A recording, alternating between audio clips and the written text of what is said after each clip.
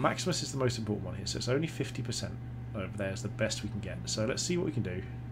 We'd love to hit at least one of these. We missed both. Okay, so that's about as bad as it could get.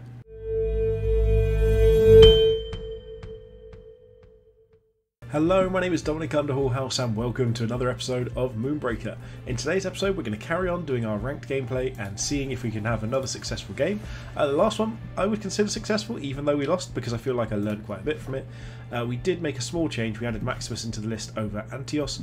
I felt like we didn't ever feel like we had the Cinder to spare and we wanted something a bit safer, play the mission a bit better, and also we were definitely lacking a bit of range damage as well. So while we do have a few units, they're not always, you know, just there for a little bit of extra chip here and there. So Maximus, good choice, hopefully what's going to save us in this game and do a little bit better. So if you're enjoying the content, please don't forget to like, comment, subscribe, join us on Patreon, all those wonderful things. I'm really happy to be nearly at 1 year of making Moonbreaker videos. So on Saturday, the 9th I believe it is, I'm going to be doing a stream to celebrate 1 year of Moonbreaker. So really happy if you could join us for that. I'll be doing it over on Twitch. Hopefully we can have some fun doing that as well. But for now, let's see what we get in the game. We've come against Hakima, a level 22 Zax player.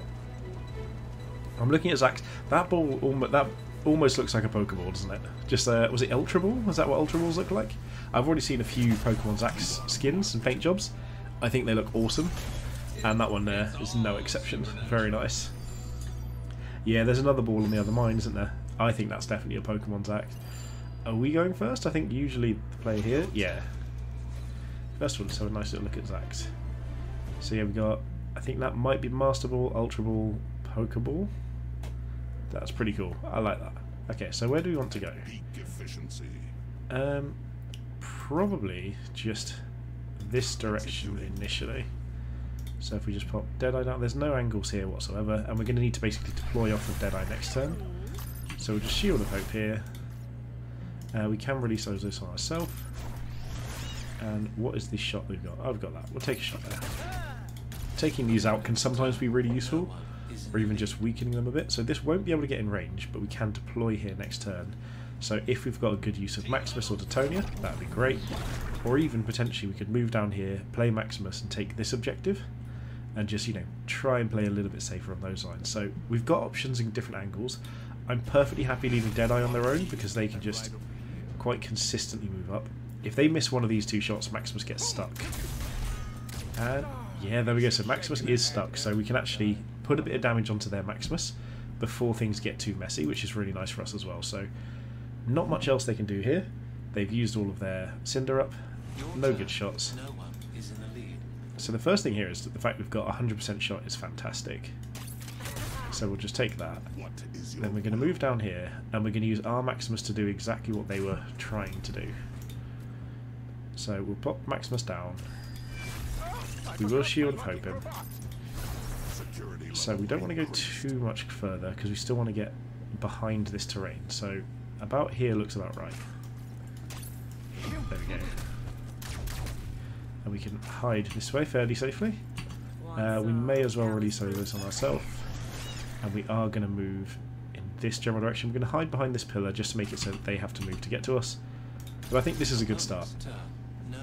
So one of their crew is potentially dead to either of us, and they currently don't have any defensive crews, so they could play like a Stitchy and heal here, but Stitchy's not the most effective crew anyway, and we've got Aria or Furia to follow up here, so they can take this point, but it's very likely that we're going to be able to contest this, especially if Deadeye can just move here and shoot. It depends what they deploy though, because if they've got something good to deploy, that can make this a little bit more difficult. Yeah, so there's the Stitchy, that's fine. So now we're just going to be going, probably, I'm not sure, what do we want to do here? Like, we could just, so they're looking to set up shop over here. We could try and just move in this direction and start dealing damage over here. Funnily enough, if Maximus can get shots off onto this and do fairly well, then that does actually change our maths as well. So let's see what they do. Your turn. You have a 1 point. Maximus is the most important one here, so it's only 50%. Over there is the best we can get. So let's see what we can do. We'd love to hit at least one of these. We missed both. Okay, so that's about as bad as it could get. So we've got Furia and Aria over here. Extilior can't actually help very much either. So we may have actually just messed up a bit here. So this isn't enough damage to really do anything. So we want to come over and just deal with... I mean, just poke Stitchy. Not deal with, but poke Stitchy a bit. I think is the right choice here. And then I think I'm actually going to save some resources and go for a 6-drop next turn. So I'm going to deploy Detonia to contest this objective. And just stay, you know, relatively safe. In fact, I'm going to deploy Detonia here so that it helps block line of sight onto our Deadeye. And then we're just going to explosives these two. Exterior, I think, is just going to move... We can't quite get in range here, so we just want to shield of Hope Maximus. That's the only thing we can really do. We may as well Ozos ourselves. So this means they have to commit resources to kill Detonia. They can heal multiple things over here, but we've got 2 units here, so we're starting to stack up a bit of leadership, and they might not be able to.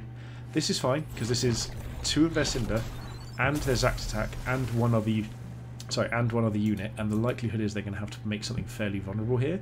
So if they play like an Arya, if we have a look at Arya here, so she's only got 7 health, and we've got Crosshair that we can play next turn, so we can potentially deal with that. Or if they stay too close over here, we can start Peacemaker Ballaming and just take over this control zone. So it's a very interesting spot as to what's the right route here. So if they go for the Zax attack, they could be trying to kill Detonia. Like, leaving Stitchy here is possibly a bit of a mistake, because yeah, so this is fine. We know that they're going to be able to take one of our units out, but we might as well... Basically, we made it so they had to take the one that was a little bit more difficult to do so. And then I actually think that means that Maximus lives. Okay, so Taria... Okay, so they got the rapid fire. Yep, that works out well. So they got that. What we can do here, though, is if we play Peacemaker Ballam, we can potentially stun these 2 and then kill Stitchy. So that's actually really nice for us. Like, that would be a really, really good play, because we can essentially take control of the board. So as long as that's how that works, we're in a really good standing. So over here and kill Stitchy first, because Stitchy is a nightmare to deal with. I believe Peacemaker Ballam can do it. Although actually, it might even be worth it. Just so Maximus is going to struggle here anyway, so we may as well Shield of Hope, because I don't think we need to Peacemaker Ballam here. I think what we need to do is try and kill Taria. So if one of these hits, we're in good standing. Okay, we got one, that's fine. So now we can put Crosshair down. So there's no line of sight that way with Crosshair, so we're going to have to just rely on going this way a little bit and getting the angle this side. But this does keep us a bit more safe. So 87 is the best we can do. If we go 86, we lose 1% of accuracy. And do we get it? There we go, perfect. So that way we lose a point of accuracy, but what it does do is it means that we end up just a little bit further away. You know, a little bit of safety over here, and we can just sort of compete on a different level to our opponent is. We don't want to be just sitting Crosshair somewhere where it's vulnerable, and now over here they're going to struggle to sort of keep up on this front. So next turn we've got 6 again, which is nice because we can either play 2 units, so Hit and Run and Stitchy. We could play Hit and Run and save 2. Oh, so not Hit and Run, sorry, Fury and Stitchy or Aria Stitchy. We can play one of these and save 2, and that means the following turn we can play Zapper and Enki, or if we need to, we can just play Peacemaker Ballam and go for that. So this obviously comes back to contest. Okay, so this is their Aria, and then they're going to move back and take that point. So now we're incentivized to just try and find ways to move to this side of the board, but we're doing absolutely fine here. We don't care about the mine at all. Like, we really just are not bothered by it. The question is, what's our opponent going to do? Oh, they're moving inwards. Okay. So aggressive mine placement there. I'm not sure I agree with that, because I think now we can just turn on the captain and potentially start just locking them up. We're going to hold this regardless. They've got a couple of crew that are reasonably effective from over there, but they're not fantastic. And then leaving this mine here is pretty irrelevant. So this is a good one where we could actually use Aria to take out this mine, but we don't want to waste our opportunity to stop them scoring points here. So the question is, can we do anything up there? I think the answer is probably no. We could get a bit of damage up there and move forwards, but I don't know if it's quite going to be enough. But in fact, So I mean, it's not going to be enough, but it's not going to be far. So let's try it. Let's see what we can do. I just want to try this for fun, because I think it might... Okay, so we've got a damage over there, so we can move over here that's out of line of sight, and then we can deploy something. So the question is, what do we want to deploy? We could go for hit and run is very likely to be able to just kill Maximus. There we go. So we're going to come over here and kill Maximus, and then what we're going to do is we're going to ruin their stillness, because we now control this point. Wait, I didn't mean to move there. Oh, oops. Oh well. So we're now just going to try and push this into place. So we can actually move slightly away from here and shoot that, because it didn't move. And we're going to start hitting them. Sword of Justice with Shield of Hope Maximus. And we're just going to try and put them in as much pressure as possible. So it's going to be really hard for our opponent to get back the number of points from here, because we've got not only a lot of pressure, but we can also play Aria and Furia next turn, so we've got 6 damage coming from off the board, or Peacemaker Balm if we need to. So they're basically forced to stand here, and they have to try and get something over here as well, or kill a unit. So they can kill this, but then that's just put Aria in very, very dangerous territory. So whatever they do here, we're still scoring 1 more point, and we only need to kill 1 unit next turn. So if we can, as it stands now, we need to deal 2 damage to Aria to win next turn. So what they can deploy here really, really matters. So they are going to stop this, which is good. That's the right choice. And the question is, what do they deploy? Because if they deploy something in too vulnerable of a spot, Crosshair can just deal 6 damage anyway, and then we're at a point where we're nearly going to be able to start taking things out over here. So let's see what we've got to work with. I think this is going to be a hard choice for our opponent. Yeah, so this is a real big worry, because yeah, so if that's Furia, there's actually a very good chance we can just deal with most of that now, because we can just move over here, kill Furia. So this should kill her if all goes to plan. Could miss. Okay, there we go. Perfect.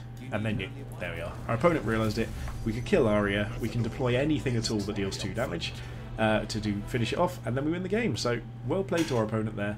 I can't remember what their name was. Let's have a look. Hakima, there we are. Our opponent, Hakima, really good game.